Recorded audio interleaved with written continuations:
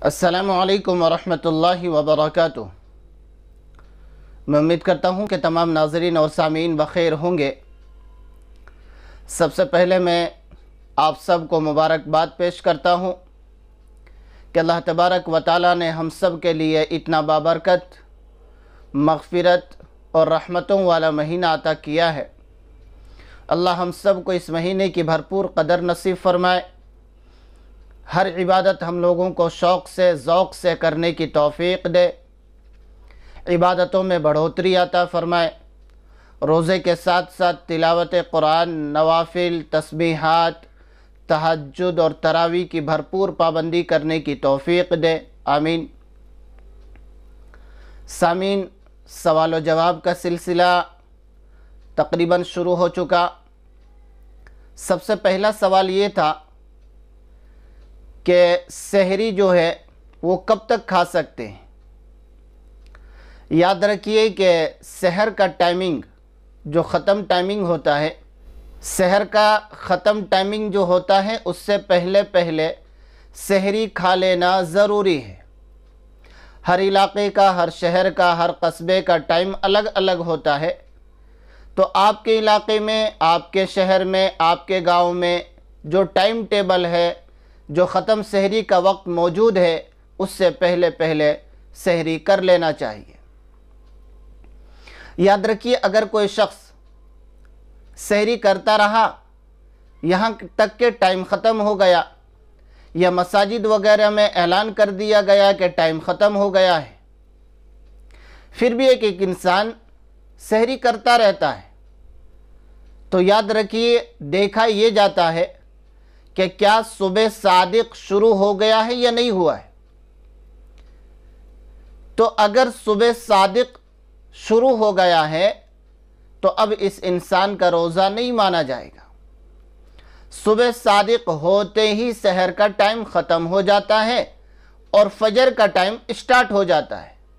तो अब अगर कोई सुबह सादिक शुरू होने के बाद भी खाता पीता रहा, चाहे 2-4 निवाला ही खाया हो, 1-2 घोंट पानी ही पिया हो, फिर भी उसका रोज़ा नहीं माना जाएगा। इसलिए जिन इलाक़ों में आज़ानें जल्दी हो जाती हैं और अक्सर रमज़ान में आज़ान जल्दी होती है, तो सुबह सादिक के शुरू होते ही 1-2 मिनट के अंदर आज़ान दे दी जाती है, तो आज़ान के वक्त तक खाने की कोशिश न करें। जो टाइमिंग दिया गया है आप उसी में सहरी कर लें, उसी में ख़त्म करने की कोशिश करें। सुबह सादिक तक नहीं खाना पीना है। दूसरा मसला है नीयत का, कि नीयत करना ज़रूरी है या नहीं। तो याद रखिए नीयत करना तो ज़रूरी है, बिना नीयत के रोज़ा नहीं होगा। रोज़े में नीयत करना ज़रूरी है। ये अलग बात है कि ज़बान से नीयत बोलना ये ज़रूरी नहीं है। नीयत आप कर रहे हैं तो नीयत ये रहे कि मैं सुबह का रोज़ा रखूँगा, बस इतना काफ़ी है। दिल में आपने सोच लिया, आपने इरादा कर लिया, ये काफ़ी हो जाता है। लेकिन जो हमारे कार्ड वगैरह में या जो हमारी दुआओं की किताबों में जो अल्फाज लिखे जाते हैं नीयत के, वो ज़बान से बोलना ज़रूरी नहीं है, लेकिन बोलना चाहिए, आदत डालना चाहिए, सुन्नत को अपनाना चाहिए। नीयत होना ज़रूरी है, ज़बान से बोलना ज़रूरी नहीं है। आपने सहरी किया, नीयत तो यही थी कि सुबह रोज़ा रखूँगा, काफ़ी हो जाएगा।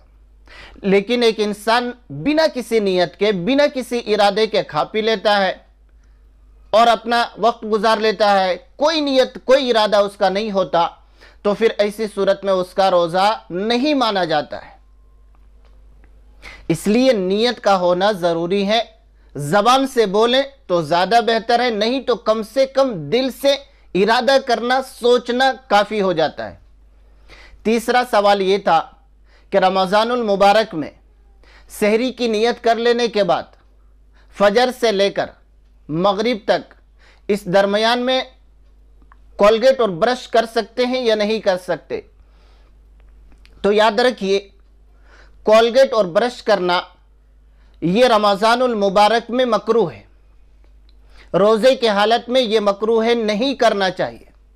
इससे ज़्यादा बेहतर ये है कि हम आप मिसवाक अपनाएं। मिसवाक नबी पाक सल्लल्लाहु अलैहि वसल्लम की सुन्नत भी है, हमारे दांतों के लिए सफाई का बेहतरीन ज़रिया है और मुंह की सफाई का भी ज़रिया है। इसलिए सामीईन से और नाजरीन से गुजारिश करूंगा कि कोलगेट और ब्रश इस्तेमाल न करके मिसवाक अपनाएं, जो नबी पाक सल्लल्लाहु अलैहि वसल्लम की सुन्नत भी है, हमारे दांतों और मुंह के लिए बेहतरीन सफाई का ज़रिया भी है।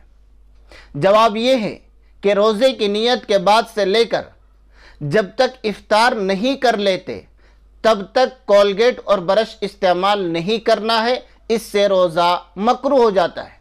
अगर किसी ने कर लिया तो उसका रोज़ा मकरूह हो गया, इससे बचना चाहिए। अल्लाह तबारक व तआला हम सब को मसाइल जान करके तमाम मसलों पर अमल करते हुए रमज़ानुल मुबारक की भरपूर कदर करने की तौफीक अता फरमाए। आमीन। अस्सलामु अलैकुम व रहमतुल्लाहि व बरकातुहू।